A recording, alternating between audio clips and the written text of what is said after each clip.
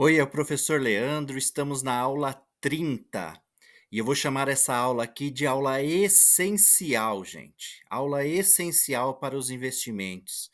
Se você chegou até aqui, prestou bastante atenção nas aulas anteriores, você tem toda a bagagem para entender perfeitamente o que eu vou dizer agora e vou pedir para vocês imensamente um favor.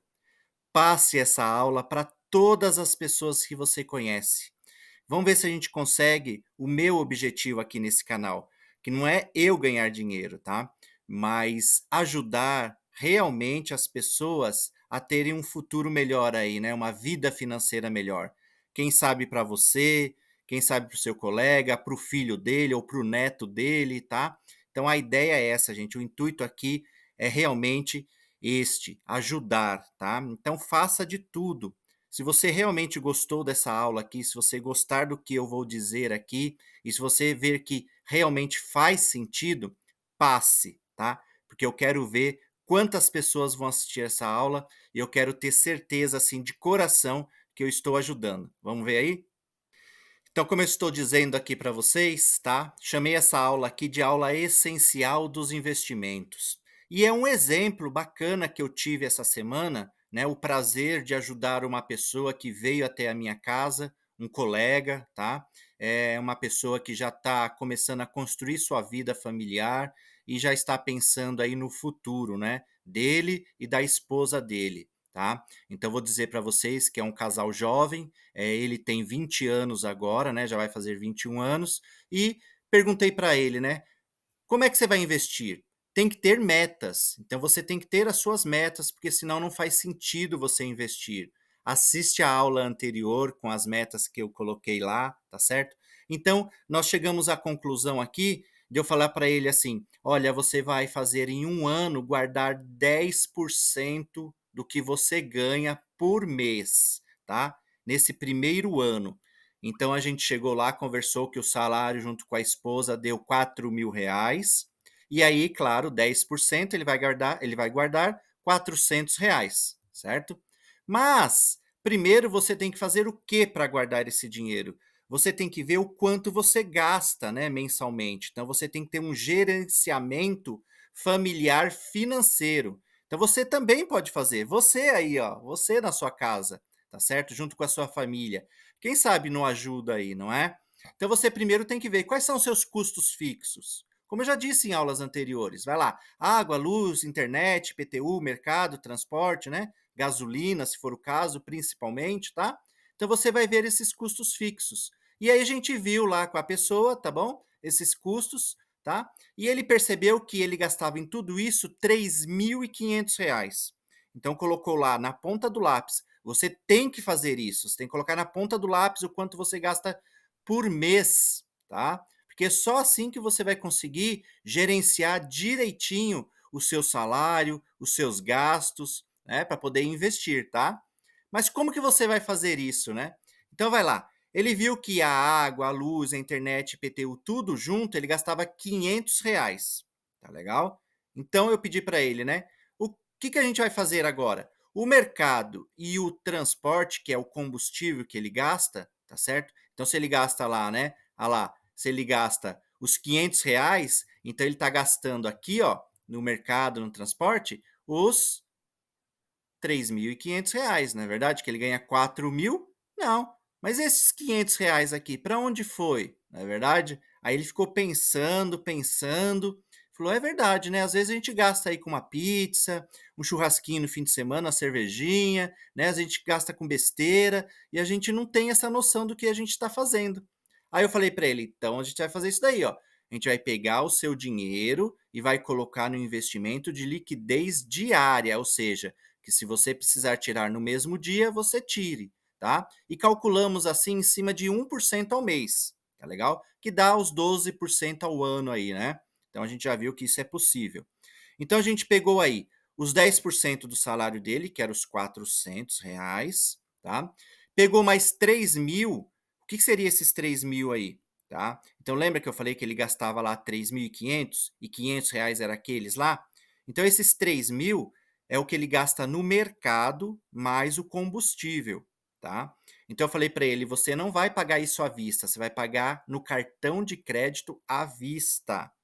Tá? Então vai render durante um mês inteiro. Aí quando vier lá a sua fatura, como eu já ensinei isso em aulas anteriores também, tá? Você vai lá, retira um dia antes e paga lá o cartão de crédito, né? Não é para fazer vários meses, tá certo? É para colocar lá, render durante o mês e tirar. Isso vai dar R$ 30 no mês. É pouco? É. Mas são R$ 400 mais os 30, 430 vezes 12, que é o ano todo, né? 12 anos, 12 meses, tá certo? Vai dar 5.000 com R$ 160. Mais R$ 340 de rentabilidade durante esse ano, tá? Juntando esse dinheiro aí.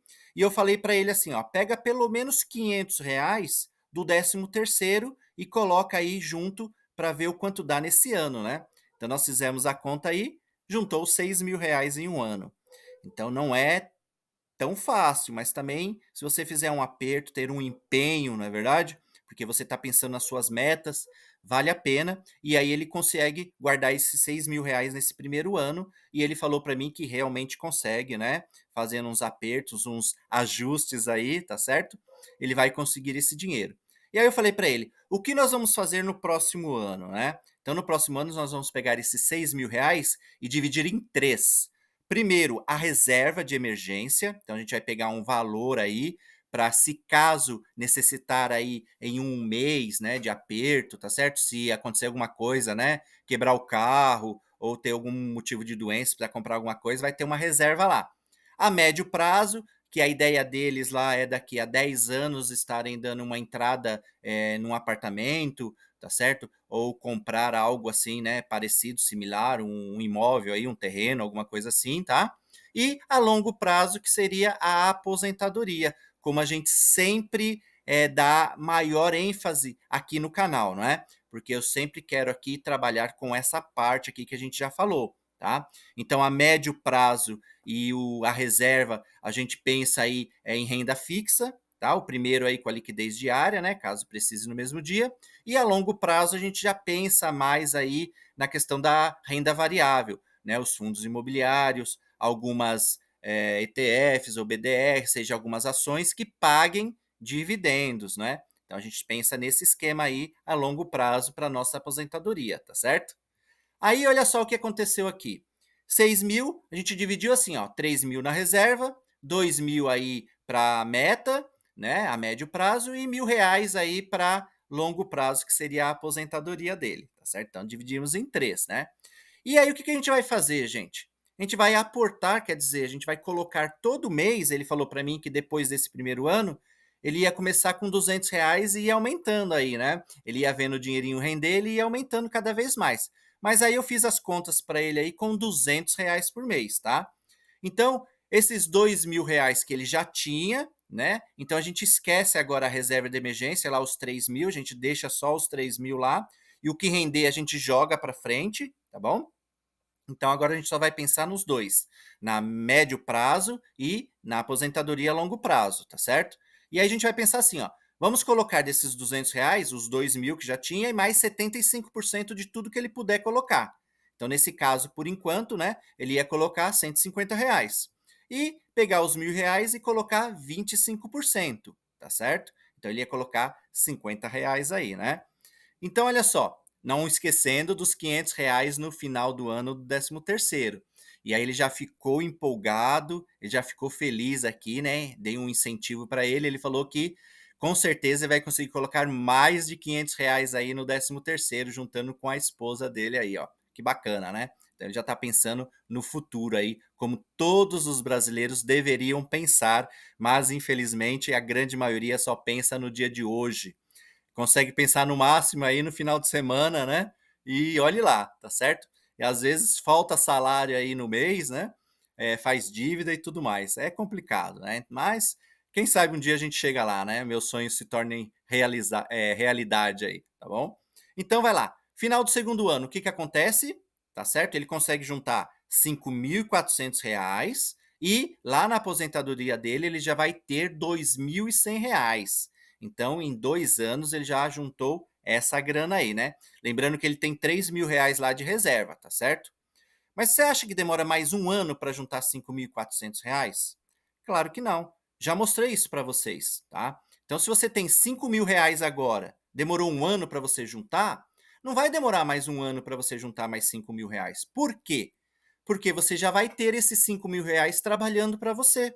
Então, esses R$ 5.000 já vai estar tendo uma rentabilidade, tá? Então, provavelmente, não vai demorar um ano. Talvez demore aí 10 meses, 9 meses, tá? Então, você vai vendo que ao longo do tempo, vai demorando mais tempo, menos tempo, para você juntar aquele valor que você tinha no ano anterior. Como eu já disse aqui no canal, tá certo?